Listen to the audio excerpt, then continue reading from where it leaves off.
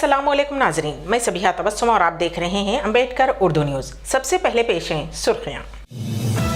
तेलंगाना से 7,811 आज़मीन हज का इंतखाब एक हफ्ते के अंदर पहली किस्त जमा करने की हिदायत। तेलंगाना ACB DG के नाम से नकली फेसबुक अकाउंट।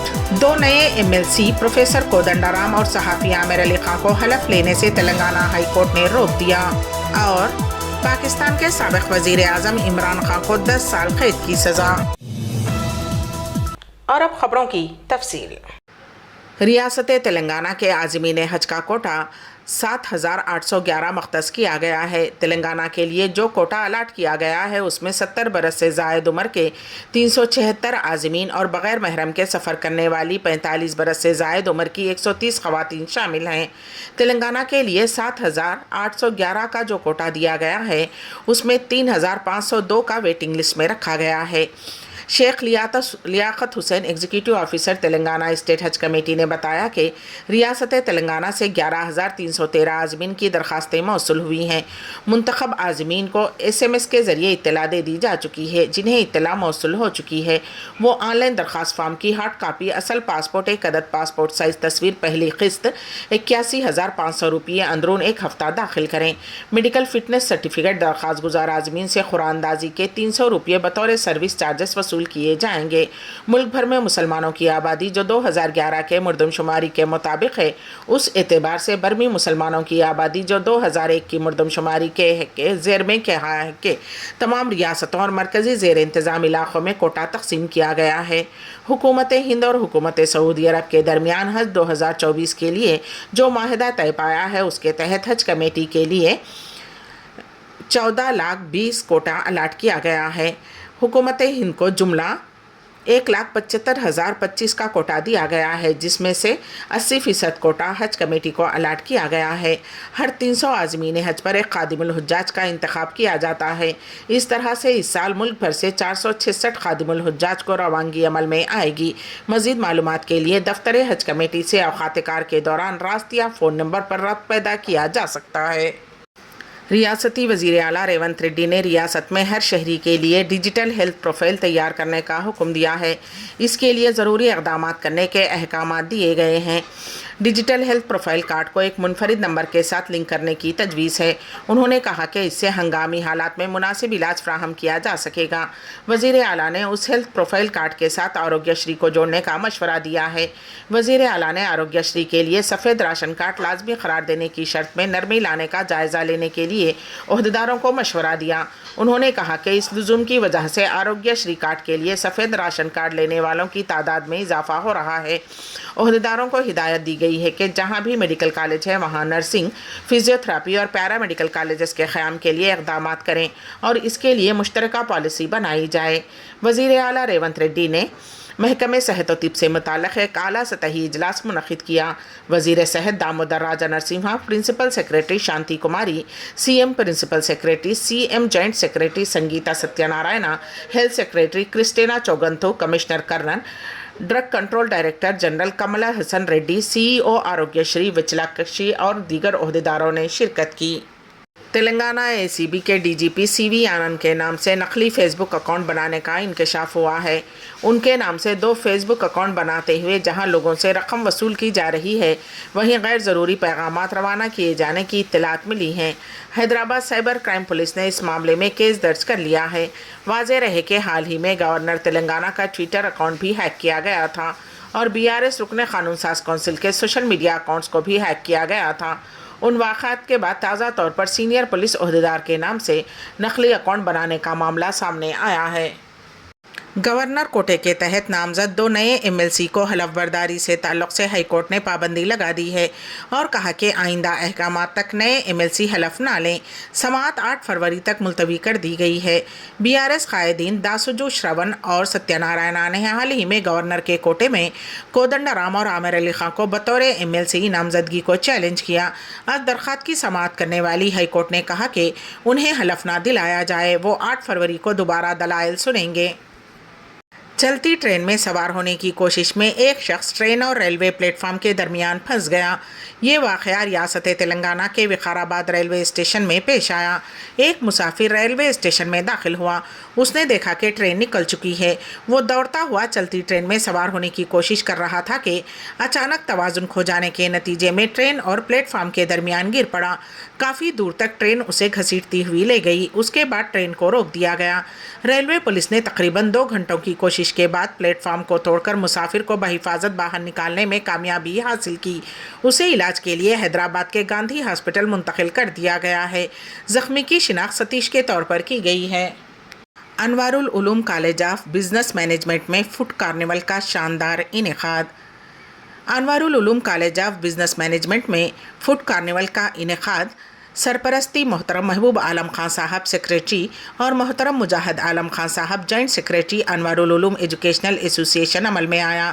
اس تقریب کا افتتاح پروفیسر احمد بیگ رکن گورننگ باڈی انوار العلوم ایجوکیشنل ایسوسی ایشن کے ہاتھوں عمل میں لایا گیا۔ انہوں نے اپنی افتتاحی تقریر میں کہا کہ فاسٹ فوڈ اور ہوٹل کے کاروبار شہروں میں تیزی سے پھیل رہے ہیں۔ پرنسپل ڈاکٹر عثمان بن سالم نے کہا کہ جمود و تعطل کے مقابلے میں تعمیری سرگرمیاں ہی اثر دکھاتی ہیں۔ طلباء کو توجہ دینا ضروری ہے۔ وائس پرنسپل محمد ابراہیم الدین نے اپنی تقریر میں کہا کہ کئی ایسی شخصیات کا حوالہ دیا جو کم عرصے میں اور بہت ہی کم سرمایہ سے کاروبار شروع کر چکے ہیں اور اپنی محنت سے ترقی کر گئے ہیں۔ عدنان قادری نے جو کہ یوٹیوبر اور انسٹاگرام بلاگر نے مہمان خصوصی کی حیثیت سے اس کارنیول میں شرکت کی اور تصویر کشی میں حصہ لیا۔ طلباء نے تقریباً 25 اسٹالز قائم کیے جن میں غذائی اور گیمز کے اسٹال شامل ہیں۔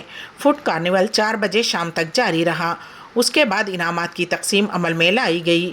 شیریں بانو ایسوسی ایٹ پروفیسر اور سلیم پاشا پلیسمنٹ آفیسر نے اس تقریب کی کارروائی چلائی۔ الیکٹرک کار بنانے والی کمپنی ٹیسلا کے سی ای او ایلون مسک کی سربراہی میں اسٹارٹ اپ کمپنی نیورا لنک نے پیر کو انسانی دماغ میں کامیابی کے ساتھ ایک چپ نصب کر دی ہے۔ نیورو ٹیکنالوجی کی بنیاد پر 2016 میں ایلون مسک کے ساتھ شریک بانی کے طور پر رکھی گئی تھی، جس کا مقصد انسانی دماغ اور کمپیوٹر کے درمیان براہ راست تعلق کو بہتر بنانا تھا۔ اس کا مقصد انسانی توانائی کو مضبوط کرنا اور پارکنسن جیسی بیماریوں کو روکنا ہے۔ انسانی دماغ میں لگائے گئے چپ کو انسان اور مصنوعی ذہانت کے درمیان علامتی تعلق کو مضبوط بنانے کے لیے استعمال کیا جاتا ہے۔ کل ہم نے اس آدمی کے دماغ میں ایک چپ لگائی، مریض آہستہ آہستہ صحت یاب ہو رہا ہے، ایلون مسک نے اپنے ایک سابق ٹویٹر اکاؤنٹ پر پوسٹ کیا۔ انہوں نے کہا کہ اس کے ابتدائی نتائج میں نیورین اسپیک کا پتہ چلا ہے۔ امریکی فوڈ اینڈ ڈرگ ایڈمنسٹریشن نے گزشتہ سال مئی میں انسانی دماغ میں ایک چپ لگانے کی منظوری دی تھی۔ برین مشین یا نیورالنک دماغی کمپیوٹر انٹرفیس 8 ملی میٹر قطر کی چپ پر باریک الیکٹروڈز بھی مشتمل تھا۔ یہ چپ بالوں کی موٹائی کی صرف 20% ہے۔ کھوپڑی کا ایک حصہ ہٹا کر اس چپ کو نصب کیا جاتا ہے۔ اس کے بعد باریک الیکٹروڈ دماغ کے اہم حصوں میں بھیجے جاتے ہیں۔ دماغ میں الیکٹروڈ دماغ تک سگنل لے جاتے ہیں جو دماغ کو برقی سگنل بھیجتا اور وصول کرتا ہے اور ان برقی سگنلز کو الگورتھم میں تبدیل کرتا ہے جن کا کمپیوٹر تجزیہ کرتے ہیں۔ اسپیشل آپریشن ٹیم اور نارسنگی پولیس نے ایک لڑکی کو گرفتار کر لیا جو گوا سے حیدرآباد منشیات منتقل کر رہی تھی۔ پولیس کے مطابق لاونیا نامی لڑکی کو نارسنگی علاقے میں باوثوق ذرائع کی اطلاع پر روک کر تلاشی لی گئی تو اس کے پرس سے 4 گرام MDMA نامی نشہ اور شے برآمد ہوئی جو کہ ضبط کر لی گئی۔ تحقیقات پر پتہ چلا ہے کہ یہ لڑکی گوا سے منشیات لا کر شہر میں فروخت کر رہی تھی۔ لڑکی کے خلاف NDPS ایکٹ کے تحت مقدمہ درج کیا گیا ہے اور اس کی گرفتاری عمل میں آئی۔ راہل گاندھی کی بھارت جوڑو نیائے یاترا پیر 29 جنوری کو بہار میں داخل ہوئی۔ آج منگل کو بہار میں یاترا کا دوسرا دن ہے۔ پہلے دن کشن گنج اور اوریا کے بعد راہل گاندھی کا قافلہ آج پورنیا پہنچے گا۔ کانگریس کے سابق قومی صدر پورنیا میں ایک بڑے جلسے عام سے خطاب کریں گے۔ راہل گاندھی کی نیائے یاترا کو کامیاب بنانے کے لیے ریاست کے تمام کانگریس ارکان اسمبلی، قانون ساز کونسلرز، پارٹی عہدیدار اور کارکنان پورنیا پہنچ گئے ہیں۔ اس کے بعد نیائے یاترا کٹیہار پہنچے گی۔ رات کا قیام کٹیہار میں ہوگا۔ حج کمیٹی آف انڈیا کے ذریعے جانے والے عازمین حج کا کمپیوٹرائز طریقے سے قراندازی کے ذریعے انتخاب کیا گیا۔ واضح رہے کہ اس سال 70 سال اور اس سے زائد عمر کی 6,370 عازمین اور بغیر محرم والی خواتین عازمین کی 5,162 درخواستیں موصول ہوئیں۔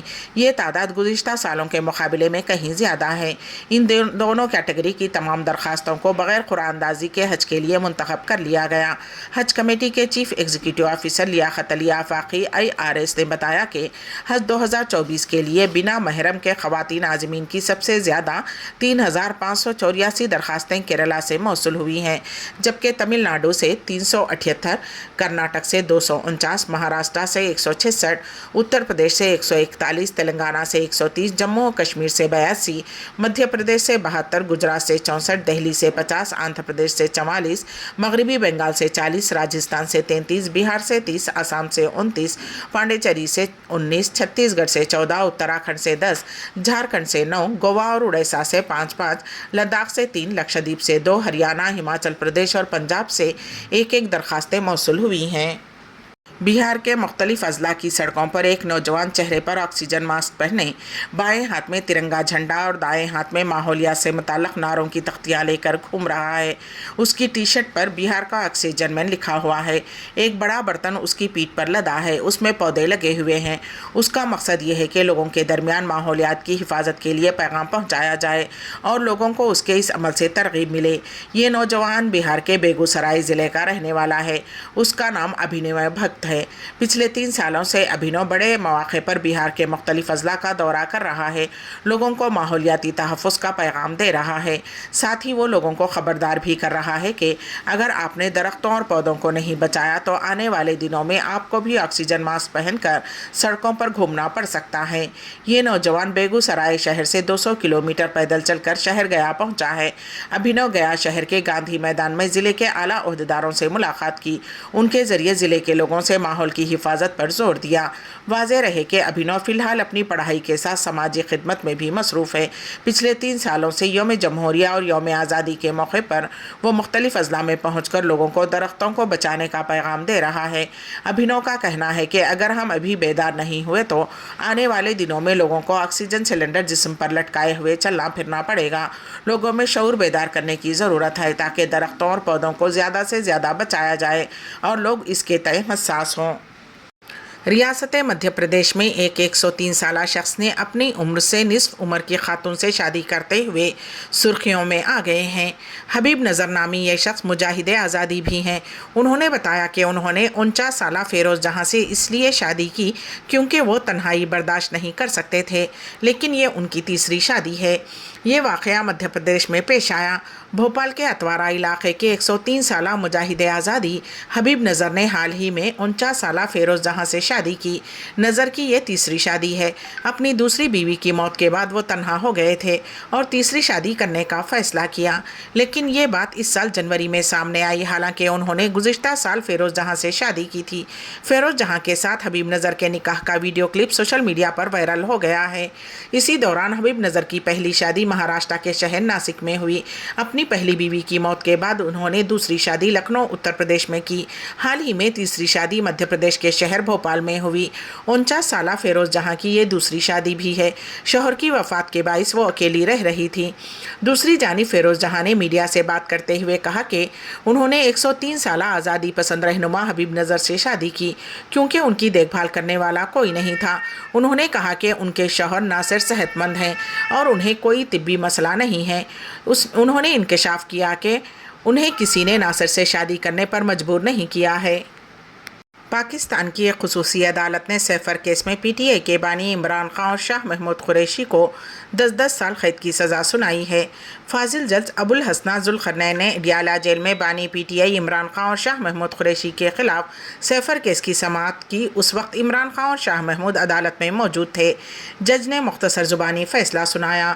واضح رہے کہ عمران خان نے امریکہ میں پاکستانی سفیر کے مراسلہ یا سیفر کو بنیاد بنا کر ہی اپنی حکومت کے خلاف سازش کا بیان بنایا تھا، جس میں عمران خان نے دعویٰ کیا تھا کہ ان کی حکومت کے خاتمے میں امریکہ کا ہاتھ ہے۔ تاہم قومی سلامتی کمیٹی کے اجلاس میں سیفر کو لے کر پی ٹی آئی حکومت کے موقف کی تردید کی گئی تھی۔ اسی معاملے میں آج عدالت کا فیصلہ آیا ہے۔ اردن کی سرحد پر اتوار کے روز امریکی فوجی اڈے پر ڈرون حملے میں 3 فوجیوں کی ہلاکت کے بعد گزشتہ روز دمشق کے جنوب میں سیدہ زینب کے علاقے میں ایرانی ملیشیا اور ایرانی پاسداران انقلاب کے اہداف کو نشانہ بنایا گیا۔ سیدہ زینب کے مقام پر موجود ایرانی تنصیبات کو اسرائیلی بمباری کا نشانہ بنایا گیا۔ العربیہ اور الحدث ذرائع نے تصدیق کی ہے کہ دمشق پر اسرائیلی حملے میں ایرانی قدس فورس کے فلسطین شاخ سے تعلق رکھنے والے تنصیبات کو نشانہ بنایا گیا ہے، جس کی قیادت سعید یزیدی کر رہے ہیں۔ ذرائع نے مزید کہا کہ جن تنصیبات پر بمباری کی گئی ہے وہ حماس اور اسلامی جہاد کو ہتھیار اور معلومات فراہم کر رہی تھیں۔ ذرائع نے اس سے قبل دمشق کے جنوب میں سیدہ زینب کے علاقے میں ایرانی ملیشیا اور ایرانی پاسداران انقلاب کے ہیڈ کوارٹر پر بمباری کی اطلاع دی تھی۔ قطر کے وزیر اعظم کا کہنا ہے کہ امریکی اور مشرقی وسطیٰ کے سینئر ثالثینوں ارغمالیوں کی رہائی اور غزہ میں جنگ بندی سے متعلق حماس کو تیار کرنے کے لیے ایک فریم ورک کی تجویز تیار کر لی ہے۔ قطر کے وزیر اعظم محمد الثانی نے اتوار کو پیرس میں امریکی، اسرائیلی، قطری اور مصری حکام کے درمیان غزہ میں جنگ بندی اور ارغمالیوں کی رہائی کے نئے دور کی بات چیت کے بعد واشنگٹن میں اٹلانٹک کونسل سے خطاب کیا۔ الثانی نے کہا کہ ثالثوں نے اچھی پیش رفت کی ہے اور آگے بڑھنے کی بنیاد حاصل ہے۔ انہوں نے کہا کہ غیر ملکی ثالثوں نے اسرائیل اور حماس کے مطالبات میں خلیج کو ختم کرنے کی کوشش کی ہے اور اب انہیں حماس کے سامنے پیش کرنے کا ارادہ کیا ہے۔ قطر کے وزیر اعظم محمد الثانی نے امید ظاہر کی ہے کہ حماس بھی مثبت اور تعمیری طور پر اس عمل میں شامل ہوگی۔